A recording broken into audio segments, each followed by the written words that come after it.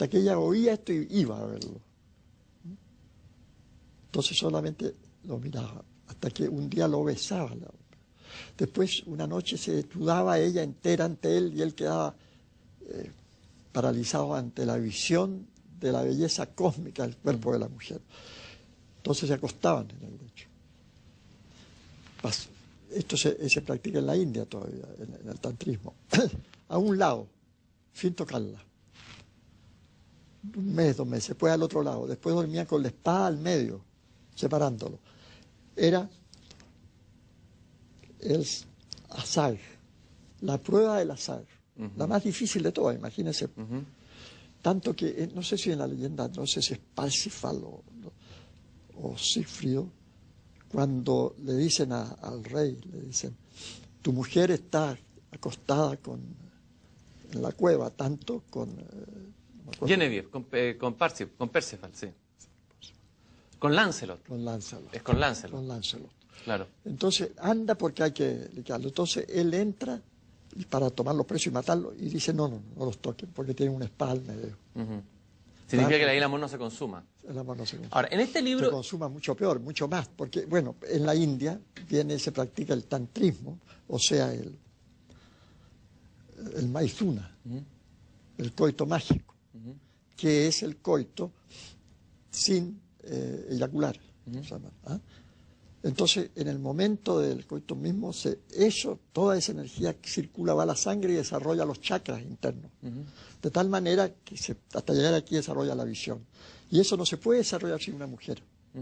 Una iniciada tántrica, que es la alquimia. También la mujer que está al lado, el profesor Jung me decía que es raro que yo quisiera conocer libros escritos por mujeres alquimistas. No los iban a escribir porque el papel de la mujer en eso es el papel más importante, pero ella no le interesa. Ella le entrega los metales al hombre y le pasa la energía.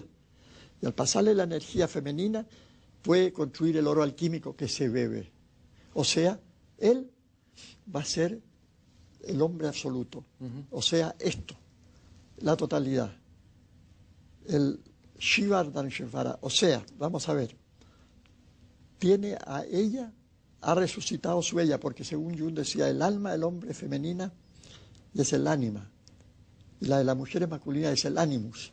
Hay que desposarse con su propia contraparte, que se separó y quedó afuera, la partición en el Big Bang, si usted quiere.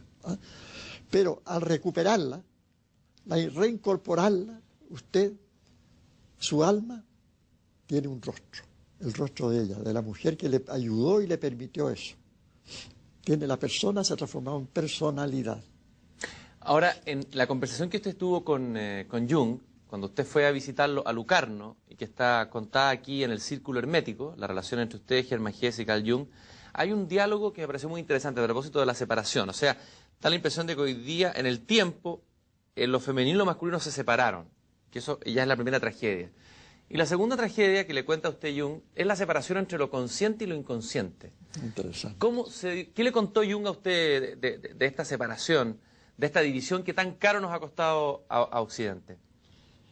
Precisamente él me dijo algo muy curioso, interesante, que le pregunté. Me dijo, lo que pasa que aquí en el Occidente, nuestro mundo nuestro desarrollo normal, natural, desde el paganismo, fue interrumpido por otra civilización que se le impuso y cortó eso. O sea, el Imperio Romano con el cristianismo, Carlomagno, qué sé yo, y corta las posibilidades de desarrollar la civilización pagana. O sea, votan, queda ahí, como una cosa que no se debe tocar casi.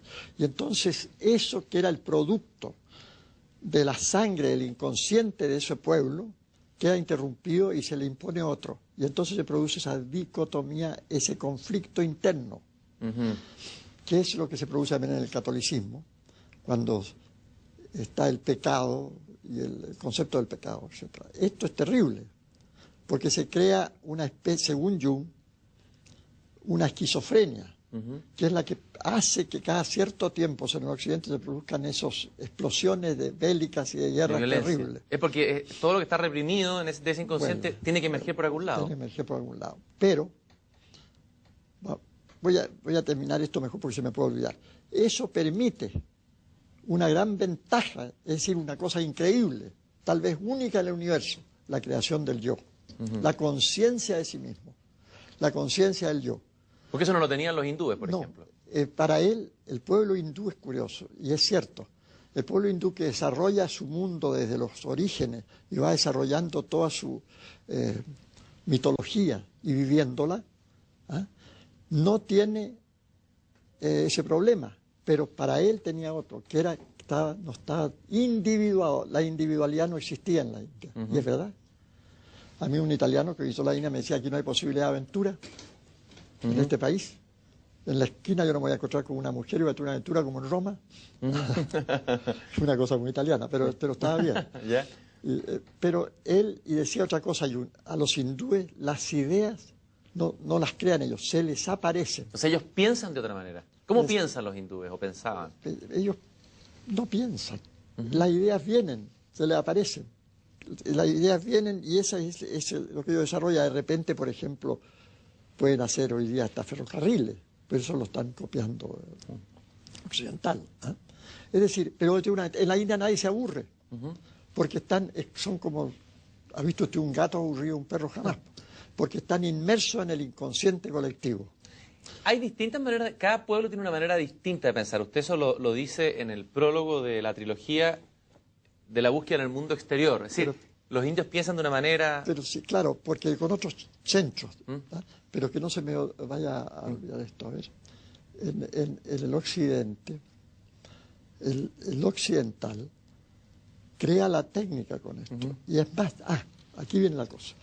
Pero entonces se produce una cosa muy interesante en Europa. Entre los años 30 y 40 se reviven los cultos paganos, pero conscientemente, de tal manera que ahí se produce algo que no se había producido nunca en la historia de la humanidad. Es decir, el paganismo en forma consciente. Los dioses, el hombre comienza a darle al Dios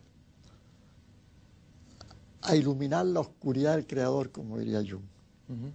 Porque como decía Hölderlin, los bienaventurados no piensan nada por sí mismos. Es decir, no sienten nada. Alguien tiene que sentir por ellos, los poetas. En este caso, el yo, el pueblo, el occidente que ha adquirido un yo y una individualidad, es única en el mundo, porque sencillamente puede recuperar todo eso. Y cuando yo le escribo, ahí viene mi contacto con ellos. Cuando yo le escribo a la India y le digo, le mando un artículo que se llama La crucifixión del yo, me dicen, al yo no hay que crucificarlo, al contrario, hay que reforzarlo. El camino del hombre, nuestro occidental, es llegar a ser el yo absoluto. Mire qué interesante. ¿Y cómo es eso? Cuando la conciencia se mueve de un punto que es distante entre la conciencia y el inconsciente, se crea el self, o sea, el sí mismo. El sí mismo. Ese es el camino del hombre y eso es lo que él buscaba en el fondo también. Ahora, volviendo al tema del pensar, como esto se llama, tiene que ver con el pensar este programa, con el pensamiento, hay distintas maneras de pensar. Me gustó mucho esa explicación que usted da. Por ejemplo, ¿cómo piensan, los griegos piensan de una manera, los hindúes piensan de una manera, ¿cómo pensamos nosotros? Porque eso es interesante para ver qué pensar habría que buscar que no fuera el mismo occidental y copiarlo. Tenemos muchos centros dentro de nosotros, pero usamos nada más que en el occidente el centro, digamos, el chakra. Pero son los distintos centros. Lo dice hindú, hay centros en las rodillas, en el plexo solar, en el corazón, y tiene cada uno su nombre, sánscrito, y tiene sus mantras para desarrollarlo. Y está la serpiente Kundalini que está enrollada y que hace posible despertar, y que se despiertan en esos centros, como le decía, con este tipo de amor tántrico. En esto. Y esos centros son centros, según Jung, de conciencia.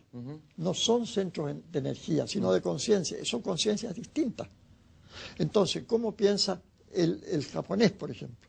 Con el chakra Manipura. Y por eso que se hace el harakiri ahí, porque ahí libera su pensamiento y su alma. ¿Cómo pensamos nosotros? Esa es la gran pregunta.